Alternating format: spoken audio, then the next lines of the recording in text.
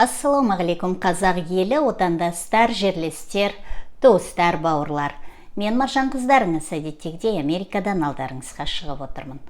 Бүгінде шыға салысымен сіздерден лайк жөнінде сұрап, әрі арнама тіркелмеген болсаңыздар тіркеліп, осы бейне жазбаларды тарқата отырсаңыздар екен деймін. Көп рахмет. Ал тақырыпқа келетін болсақ, тағы да сақ болыңыздар дегім келеді. Абай болыңыздар дегім келеді. Мынау әскердегі балдарыңыз болса, не болмаса бұрын әскери борышын өтеп келген, қазір жаңағы запаста дейді ғой, запастағы офицерлер, міне соларға сақ болып отырыңыздар, абай болып отырыңыздар.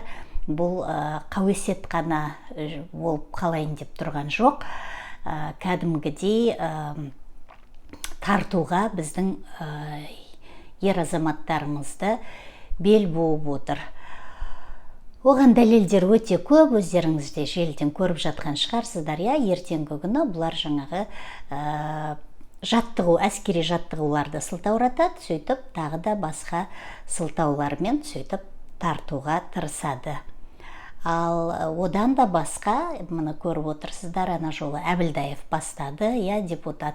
Мынау депутаттарды тарқататынның соңғы күні өзіне сондай күш қуат алып, мына Путинді қолдайтынын ашықтан ашық жариялады. Одан кейін мынау Ертісбаевты көріп отырсыздар.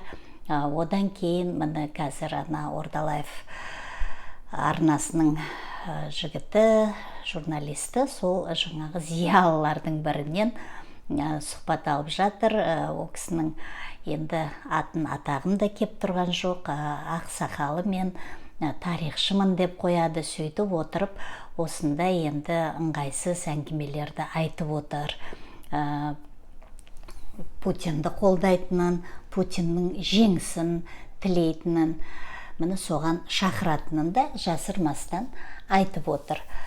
Бұл деген сөз, бұлар енді билік міне осыларды қазір кірістіріп жатыр. Міне құлақ қағысқып, халықтың көңіл күйін осылар арқылы байқайын деп отыр. Халық ақмақ емес, халық бәрін өздері іштей біліп отыр.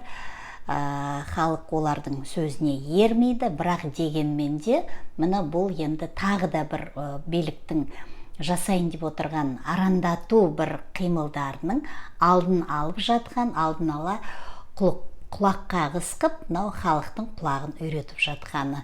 Енді бұл кісілердің алға тартып отырғаны жаңағы біздің шекарамыз, мынау Ресеймен. Енді не сол Ресеймен шекаралас екенбіз деп, ол боқ жесе боқ жеп, адамдарды қырса адамдарды қыру керекпіз ба? Жоқ, ондай құлдық өмірден аулақ болу керекпіз. Біз оларға тәуелді болмау керекпіз.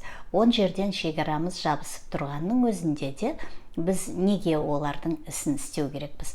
Тап солай шекаралас бізбен Қырғызстан отыр, тап солай бізбен шекаралас Өзбекстан отыр, бірақ олар жаңағы біз осы Қазақстанмен шекаралас екенбіз. Қазақстанның жасаған ұрлығын біз де жасайық, Қазақстанның істеген зұлымдығын біз де жасайық деп отқан жоқ қой.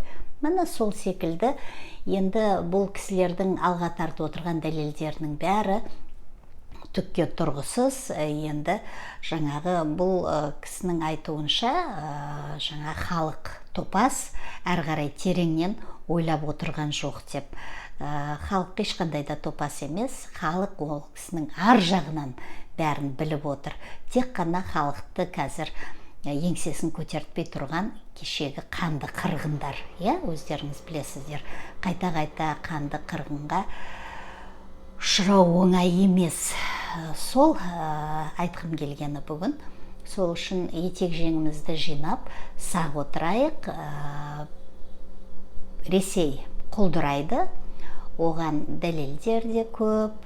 Қазір мына Ресей ішінен де жұмыс жасап бастады. Өздерінің партизандары жұмысты жасап келе жатыр да, олар жалғастырып та жатыр жұмыстарын.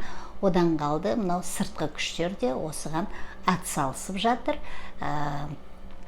Ресейдің ішінен бәрін құлдыратып, ірітіп, таратуға атсалысып жатыр. Оның бәрі енді жақын арада деп сенгім келеді, белгілі болатынына.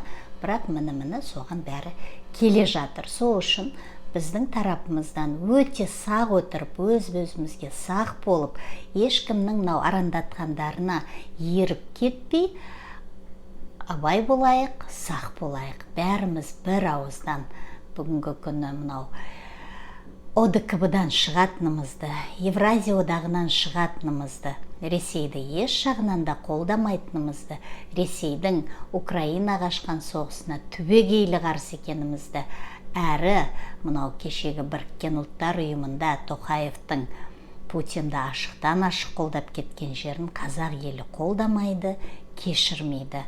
Мына осыны бәр жерде айта жүрейік, бәр жерде насихаттай жүрейік. Өзіміздің мақсатымыздан бас тартпайық. Кешіріңіздер, өстіп келіп қалады енді сіздермен амандасуға. Бұл персик. Сол алға қарай ұмтыла берейік, X күнін жақындата берейік. Сол X күні батырларымыздың жанынан табылып, бәріміз бір кісідей мынау ұры жүйені Тоқаевмен қосып, жұлып алып тастап, бейбіт те, берекелі, бейбіт, демократиялық өмірімізге бет бұрайық. Алға қазақ елі!